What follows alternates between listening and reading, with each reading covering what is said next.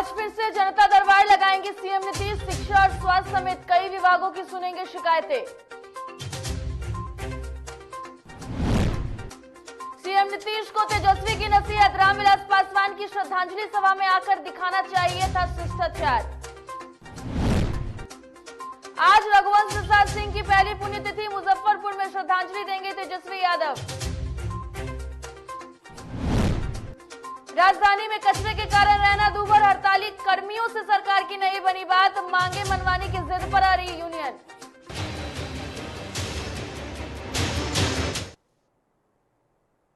नमस्कार, जीटीवी भारत में आपका स्वागत है। मैं हूं पूजा वर्मा और अब खबरें विस्तार से।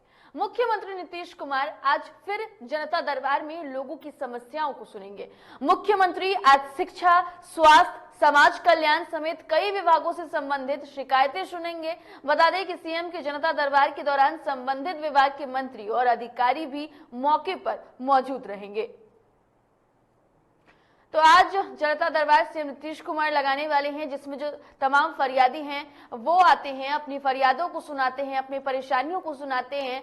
क्या कुछ प्रशासन की तरफ से उन्हें मदद नहीं मिल पा रही है, जो भी परेशानी है तमाम फरियादी सीएम के सामने रखते हैं, जिसके बाद सीएम नीतीश कुमार उनकी फरियाद को सुनते हैं, संबंधित अधिकारियों को निर्देश देते हैं और जल्द से जल्द उसके निराकरण को लेकर आदेश देते हैं।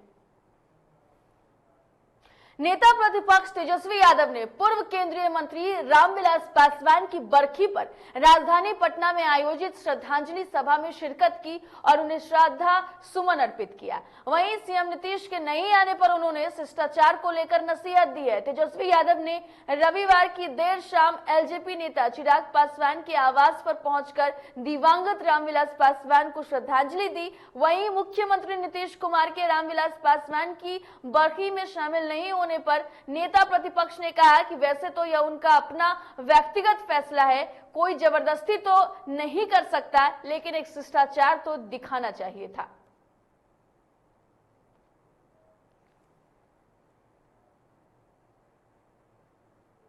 पूर्व केंद्रीय मंत्री दिवंगत रघुवंश प्रसाद सिंह की आज पहली पुण्यतिथि है। इस मौके पर राजद की ओर से श्रद्धांजलि सभा का आयोजन किया जाएगा। राजद के प्रदेश मुख्यालय में भी उन्हें श्रद्धांजलि दी जाएगी। मुजफ्फरपुर में आयोजित श्रद्धांजलि सभा में नेता प्रतिपक्ष तेजस्वी यादव शामिल होंगे। बता दें कि पिछले साल 13 सितंबर को दिल्ली एम्स में रघुवंश प्रसाद सिंह का निधन हुआ था। वे कोरोना संक्रमित हो गए थे। आज उनकी पहली पुण्यतिथि के मौके पर श्रद्धांजलि सभा का आयोजन किया गया है। रघुवंश सिंह के बेटे सत्य प्रकाश सिंह ने श्रद्धांजलि सभा में शामिल होने के लिए लालू प्रसाद यादव और तेजस्वी यादव को आमंत्रित किया है।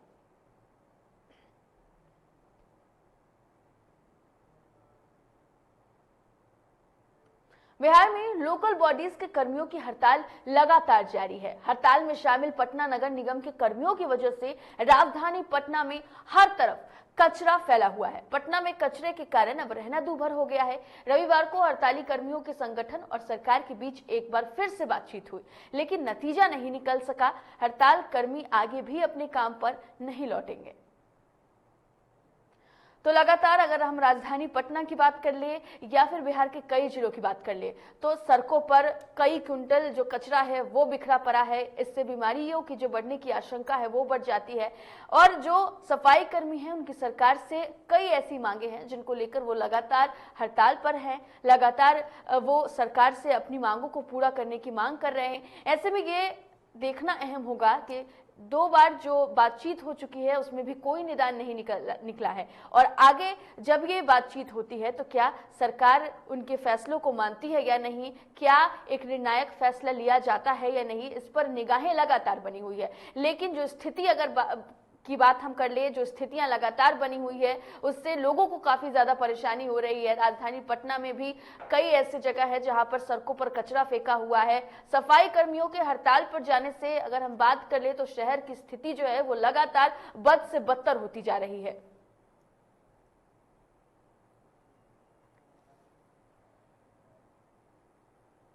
बिहार में सफाई कर्मियों की हड़ताल को लेकर कटिहार में भी हाल बेहाल है। शहर के मुख्य बाजार में कचरे के अंबार को लेकर जिला प्रशासन वैकल्पिक व्यवस्था कर रही थी, जिसके बाद विरोध नगर निगम के सफाई कर्मियों ने किया। हड़ताल को संभालने के लिए जिलाधिकारी खुद सड़क पर उतरकर सफाई कर्मियों से बातचीत की, साथ साथ सफाई व्यवस्था बहाल करने की कोशिश करते दिखे। जिलाधिकारी ने कहा कि पूरे बिहार में सफाई कर्मियों की हड़ताल के कारण सफाई व्यवस्था प्रभावित है, जल्द ही इस पर ठोस निदान देखने को मिलेगा।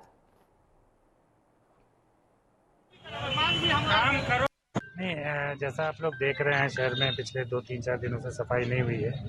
यहाँ 2 प्रकार से कार्य होता है। आधे क्षेत्र में 22 वार्डों में नगर निगम के जो अपने कर्मी हैं वो कार्य करते हैं, शेष वार्डों में आउटसोर्सिंग के माध्यम से है। तो पूरे बिहार में नगर निगम के कर्मी हड़ताल पर हैं।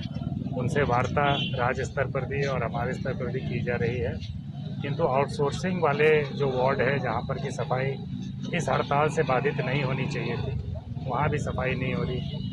कल थोड़ी सफाई हुई, लेकिन कई लोग आकर के जो हड़ताल पर है उन्होंने उसको डिस्टर्ब किया है। उसी क्रम में आज हम लोग यहाँ पर आए हैं, सफाई प्रारंभ कराने की चेष्टा कर रहे हैं। उनकी जो मांगें हैं, जो ऐसी मांगें हैं जिन्हें हम मान सकते हैं, न्यायोचित मांगे होंगे, उन्हें हम जरूर मानेंगे। लेकिन अगर कोई ऐसी मांग वो करेंगे जो कि हम नहीं कर सकते हैं।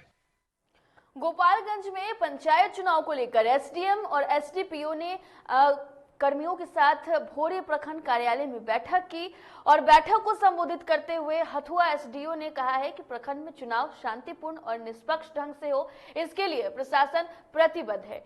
एसडीओ ने कहा है कि जो विवादित मतदान केंद्र हैं उनकी सूची तैयार करें, साथ ही ऐसे लोगों की सूची भी बनाई जाए जो पहले चुनाव में किसी भी प्रकार की गड़बड़ियों को कर चुके हैं, उनके खिलाफ सख्त कार्रवाई की जाएगी।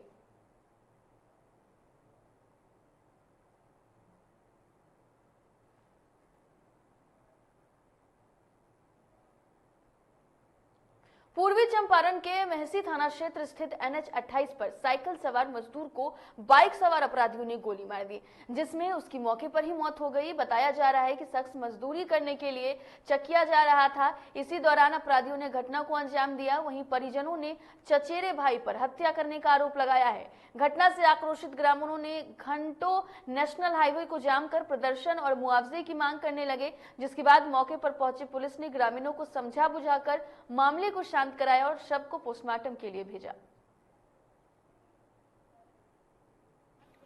तो मजदूरी करने जा रहे शख्स की हत्या की गई है। दरअसल बाइक सवार अपराधियों ने उन्हें गोली मार दी।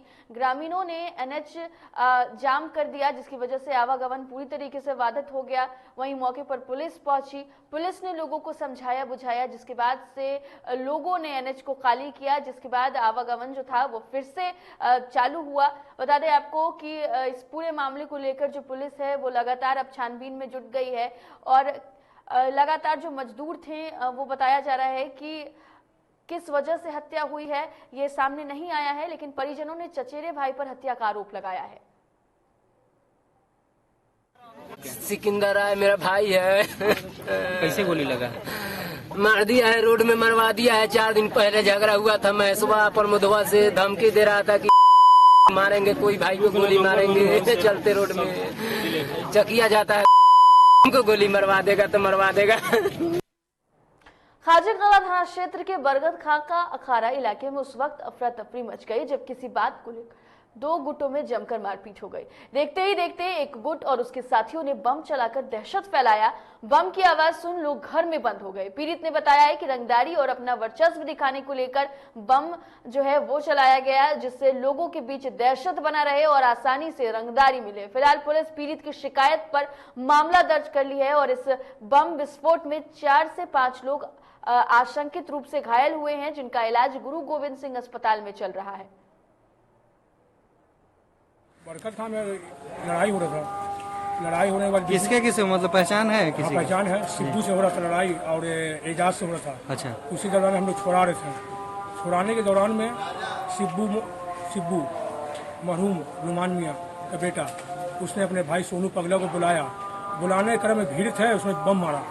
बम मारने के दौरान में 4-5 आदमी घायल हुए हैं। बरकत खां बिजनेसमैन का इलाका है, दहशत बनाना चाह रहा है। कुछ लोग से रंगदारी भी मांग रहा है वो बरकत खां में। अभी हाल फिलहाल एक इकबाल का कारखाना सैकोरिया में उसको मुंह में पिस्तौल घुसाया, उसे रंगदारी मांगा 3 लाख रुपया। दिल्ली में कई दिन पूर्व हुए साबिया सैफ के बलात्कार का दरभंगा की छात्र छात्राओं ने विरोध किया और पैदल मार्च निकालकर दरभंगा जिले में स्थित दरभंगा टावर चौक पर साबिया सैफ के अपराधियों को अविलंब गिरफ्तार कर उचित कार्रवाई की मांग की है और एसआईटी के द्वारा इस घटना की जांच करवाने की भी मांग की। आपको बता दें कि इस पैदल मार्च में महिलाओं की तादाद अधिक दिखी। मौके पर मौजूद लोगों ने कहा है कि लगातार भारत देश में महिला असुरक्षित महसूस कर रही है।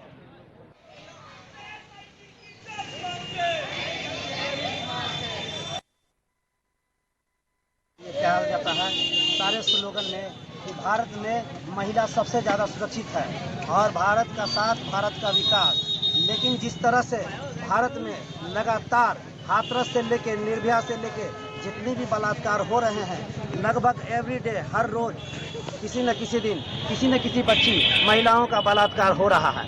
उसी में कुछ ही दिन पहले का ये केस है जो दिल्ली पुलिस महकमे में काम करने वाली हमारी बहन राबिया सैफी को बलात्कार करके इस तरह से हत्या कर दिया गया कि वैसी निर्मम हत्या कोई जानवर का भी नहीं करता है।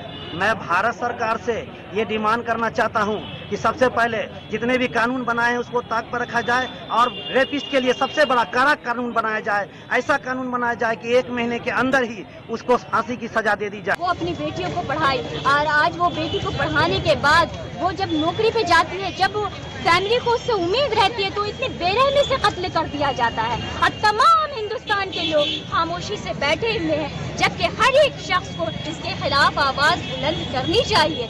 आवाज जहाँ तक हो उस दिल्ली बड़े बड़े कोठी में जो बैठे लोग हैं उनके कानों तक ये आवाज जानी चाहिए कि हम साबिया सैफी का इंसाफ चाहते हैं और रेपिस्ट की फांसी चाहते हैं। बिहार के भोजपुर जिले से एक ऐसी घटना सामने आई जो नीतीश सरकार में पुलिस की कार्यशैली पर बड़ा सवाल खड़ा करती है। सुशासन की पुलिस पर थाने में एक महिला के साथ बर्बरता से पिटाई कर जान से मारने का आरोप लगा है। 3 दिन से थाने में बंद पड़ी महिला के संदेहास्पद स्थिति में मौत को भोजपुर के एसपी विनय तिवारी आत्महत्या बता रहे हैं, तो मृतक महिला के परिजनों का आरोप है कि पुलिस वालों ने थाने में टॉर्चर कर महिला की पीट कर हत्या की है। कैसे हत्या हुई है, जिस तरह से मांग के लोग आरोप लगा रहे हैं। अभी वही पीरो घटना क्षेत्र की ये थाना क्षेत्र की ये घटना है। अभी डेड बॉडी को यहाँ लाया गया है। पोस्टमार्टम के बाद ही जांच जो रिपोर्ट आएगा उसके बेसिस पे जांच एक टीम गठन की गई है टीम की, और जो भी इसमें गिल्टी पाए जाएंगे उस पर सख्त कार्रवाई भी होगी और सजा भी होगी। परिजन को पुलिस कस्टडी में हत्या का आरोप लगा रहे हैं, कितना इसमें सच्चाई है, क्या लग रहा है? जांच हो रही है इस पे। पोस्टमार्टम में बॉडी गई जैसे आप देख रहे हैं यहाँ पे, और उस जांच के हिसाब से जो भी रिजल्ट आएगा साइंटिफिक इन्वेस्टिगेशन होगा। जो भी इस पे गिल्टी पाए जाएंगे।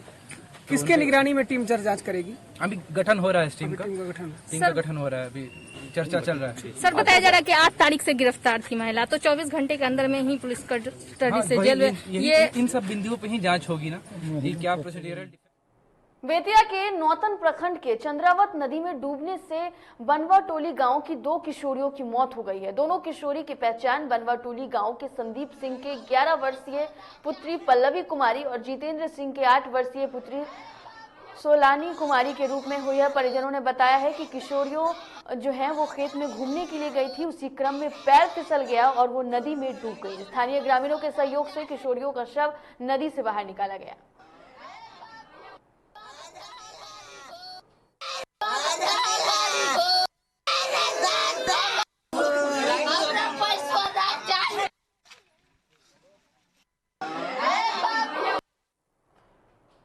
बक्सर के वीर कुंवर सिंह सेतु पर सड़क हादसे में एक युवक की मौत हो जाने के बाद आक्रोशित लोगों ने पिकअप वैन में आग लगा दी। मौके पर पहुंची नगर थाने की पुलिस लोगों को समझाने बुझाने का प्रयास किया, लेकिन लोगों ने पुलिस कर्मियों को निशाना बनाकर पथराव शुरू कर दिया। पुलिसकर्मी मौके से भाग खड़े हुए। बताया जा रहा है कि स्थानीय लोग शव को भी मौके से उठाने नहीं दे रहे थे, जिसके कारण और अराजक स्थिति बनी हुई थी। हालांकि घटना की सूचना मिलने के बाद विभिन्न थानों की पुलिस मौके पर पहुंच गई। जानकारी के मुताबिक मृतक के साथ एक अन्य युवक भी था, लेकिन उसका कहीं पता नहीं चल रहा। मेरे भाई उधर पीछे आ रहा था, दो लोग बैठा था, इधर से पिकअप वाला जा रहा था, रॉन्ग साइड में जाके मार दिया उन लोगों को। भाई कहाँ गए थे? वो लोग गए थे घूमने ही पीने।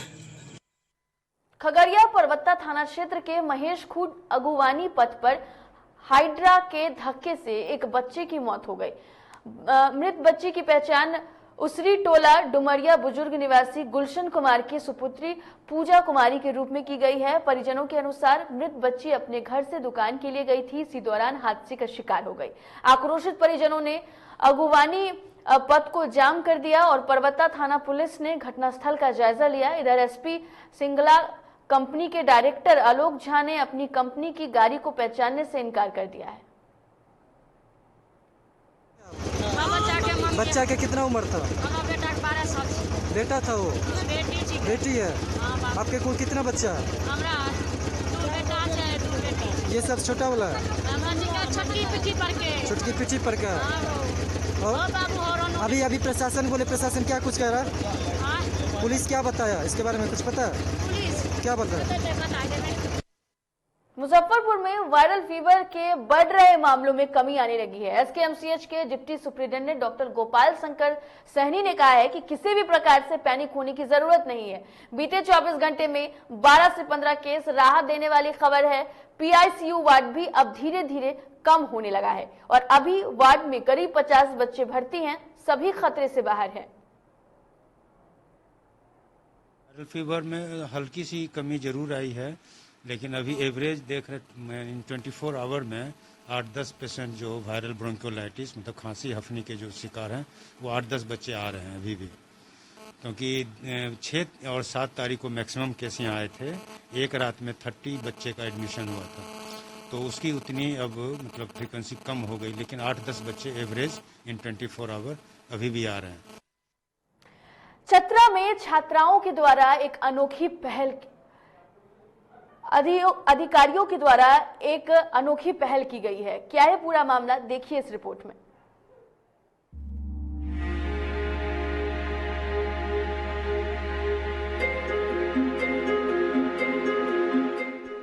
डिजिटल युग में हमारा प्रकृति प्रेम कम हुआ है या हम प्रकृति से दूर होते जा रहे हैं? भौतिकता की चकाचौंध ने हमें हरियाली से दूर किया है। ऐसे में जब इस दौर में किसी का प्रकृति के प्रति अगाध प्रेम सामने आता है तो वो तस्वीरें जाहिर तौर पर सुकून देती हैं। खबर चतरा से है, जहां एक ऐसे अधिकारी हैं जो अपनी प्रशासनिक क्षमता के साथ अपने प्रकृति प्रेम के लिए चर्चित हैं।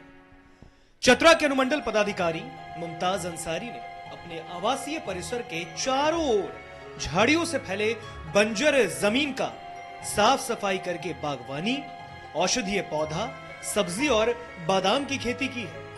उन्होंने बागवानी के साथ ऑर्गेनिक खेती शुरू की और आज उस परिसर में लगाए गए सब्जियों और फलों का लुत्फ अनुमंडल पदाधिकारी के साथ उनके आवासीय परिसर में रहने वाले सारे लोग ले रहे हैं।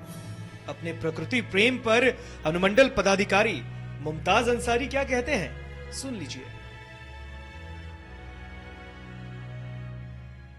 मेरे परिसर में सारे तरफ, मैं जब से आया हूं, आप देख सकते हैं चारों तरफ देखेंगे कि साग सब्जियां के खेती अभी लहलहा रहे हैं। चाहे फलदार वृक्ष के मैं बारे में बतलाऊं, मैं यहाँ करीब 50 से ऊपर केला के पेड़ लगाया हूँ, मौसमी का पेड़ लगा हुआ है, अनार का पेड़ लगा हुआ है, नींबू है, आपका बहुत सारे ऐसे फलदार वृक्ष। मैं इस परिसर में 100 से अधिक पौधा का रोपण कर चुका हूँ। तो मुझे खुशी होती है कि जिस प्रकार हमारा पर्यावरण दूषित हो रहा है और एक अवसर प्राप्त हुआ है, इस अवसर को क्यों नहीं युवा वर्ग एक संदेश के रूप में इसे ग्रहण करें।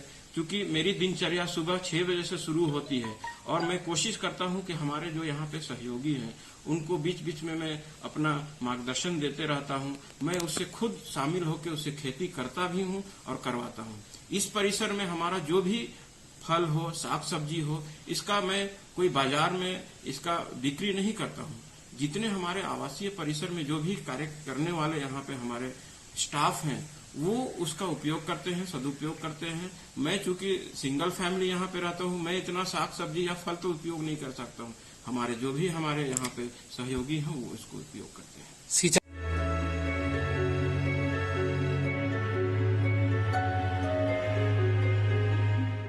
जाहिर है एक अधिकारी के तौर पर व्यस्त रहने के बावजूद अनुमंडल पदाधिकारी ने खेती करके प्रकृति प्रेम का जो संदेश दिया है वो एक सराहनीय पहल है। शहरों की चकाचौंध और नए दौर में बदली हुई हमारी जरूरतों ने हमें प्रकृति से जितना दूर किया है, ऐसे प्रयासों से वो दूरियां खत्म हो सकती है।